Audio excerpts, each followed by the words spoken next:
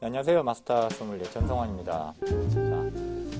오늘 이 시간에는 한 시대를 풍미한 위대한 여성 베브 클리코 퐁사르댕 여사에 대해서 한번 알아보도록 하겠습니다.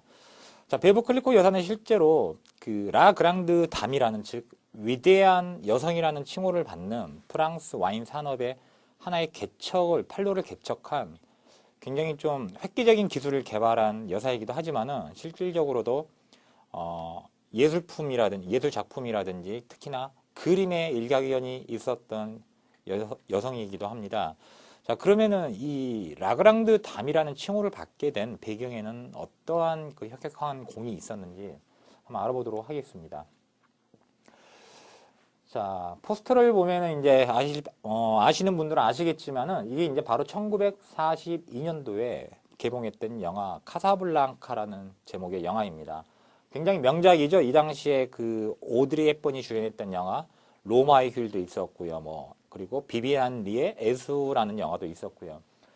자, 영화의 줄거리는 그렇습니다. 전쟁터인 그 아프리카 모로코에서 이제 벌어지는 전쟁 속에서 만나고 헤어지는 그 인간의 어떤 사랑과 그리고 인연에 대해서 다룬 영화고요. 어떻게 보면은 로맨틱물이죠. 로맨틱물. 그런데 이제 이 영화에서 보면은 굉장히 좀 유명한 샴페인이 등장을 합니다. 그리고 이 영화뿐만 아니라 잘 아시는 션 코넬리가 주연을 했던 제임스 본, 즉 007 시리즈에도 끊임없이 유독 이 샴페인이 끊임없이 등장을 하고요.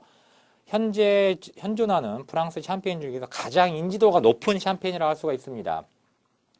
자, 이 영화는 실제로 유럽과 아프리카의 접점인 모로코를 배경으로 촬영되었지만은 실제로 이 당시에는 북아프리카에서 햇불 작전이라고 하는 내전이 있었던 관계로 한해서 실질적인 촬영은 바로 미국과 그리고 유럽에서 진행이 되었다고 합니다. 자, 남자 주인공 역할에는 당시 최고의 남자 배우였던 헝그리 보가트, 즉 주인공 닉 역을 헝그리 보가트가 맡았고요. 그리고 여자 주인공의 일사 역에는 또 당대 최고의 여배우였던 잉그리드 버그만이 주연을 함으로써 굉장히 세간에 좀 화제를 불러일으켰던 영화이기도 합니다. 자, 화면에 보이는 흑백상의 이 와인에 참 잘 보이실지 모르겠지만 굉장히 조금 눈에 익는 라벨이 보입니다. 바로 이 샴페인이 베브 클리코입니다. 베브 클리코. 자, 모에 가문, 즉 모에 샹동 가문에서 탄생된 하나의 그 패밀리룩 컬렉션 중에 하나인 샴페인이고요. 마찬가지로 돈페리뇽의 역할에 힘입어서 비약적인 발전을 한 모에 샹동가의 대표적인 샴페인으로 할 수가 있습니다. 오렌지색으로 밝게 빛나는 라벨이 지금도 와인 애호가들한테, 특히 와인 입문자분들한테 저렴한 가격임에도 불구하고 가장 인기가 많은 샴페인입니다. 유명한 대사가 하나 나옵니다. If it's Bev Clicquot, I'll stay. 자, 주인공인 일사가 떠나려고 합니다. 그런데 남자 주인공 닉이 가지 말라고 붙잡게 되지요. 그래서 이 일사 역의 잉그리드 버거만이 이런 말을 했지요.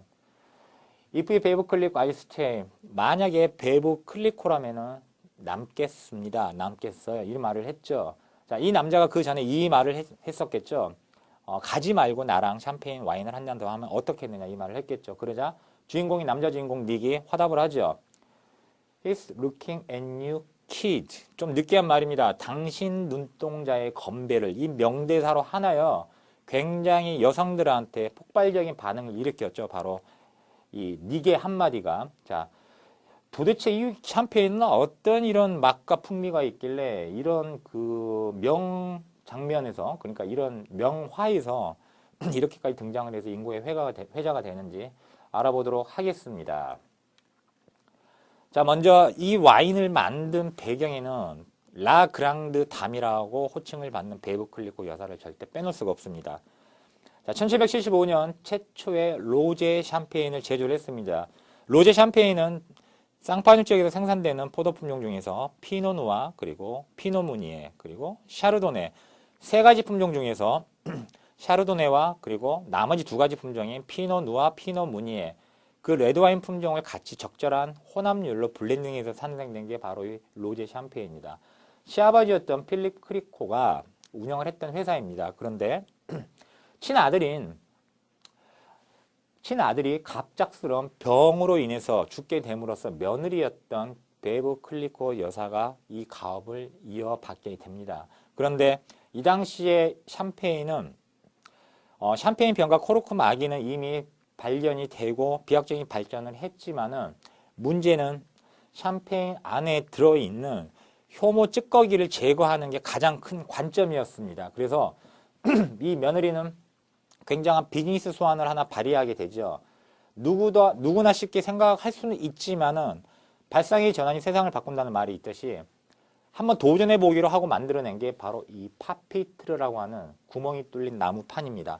화면에 보시는 것처럼 구멍이 뚫린 나무판에 샴페인 병을 거꾸로 꽂아 넣게 됩니다. 그러면은 샴페인 병 목적으로 자연스럽게 효모, 이스트에서 생긴 찌꺼기들이 병 목 부분으로 몰리게 됩니다. 바로 이 과정을 느미아주 병 돌리기라고 표현을 합니다. 샴페인 제조 과정의 3단계 중에서 가장 첫 번째 과정이기도 합니다. 자, 병내 발효 시 발생하는 효모의 찌꺼기를 병 목 부분으로 유도를 하는 과정이 바로 느미아주고요. 그리고 이 나무 틀이 파피트르이고 오늘 현재에도 이 공법은 그대로 사용을 하고 있습니다.